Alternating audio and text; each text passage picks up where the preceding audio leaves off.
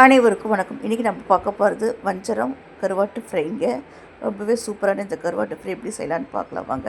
Welcome to my channel cook for my செல்லம். ஒரு கடாயில் நம்ம செய்ய போகிறது வஞ்சரம் ஃப்ரைங்க.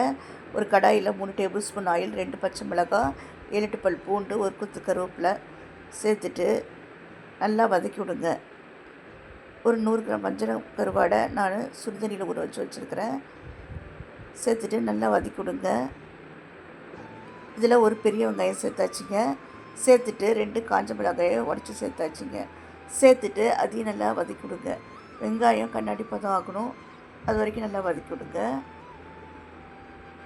இந்த கருவாடு ஃப்ரை இதில் 1 டீஸ்பூன் இஞ்சி பூண்டு பேஸ்ட் சேர்த்தாச்சு. இந்த கருவாடு ஃப்ரை சாம்பார் சாதம், ரசம் சாதம், தயிர் சாதம் தொட்டு சாப்பிட ரொம்ப டேஸ்ட்டாக இருக்கும்.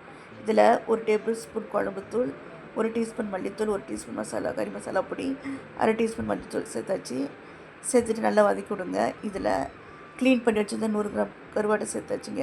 சேர்த்துட்டு நல்லா கலந்து விடுங்க. கொஞ்சம் எண்ணெய் பத்தில் இன்னும் 1 டேபிள் ஸ்பூன் எண்ணெய் ஊற்றிடலாம்.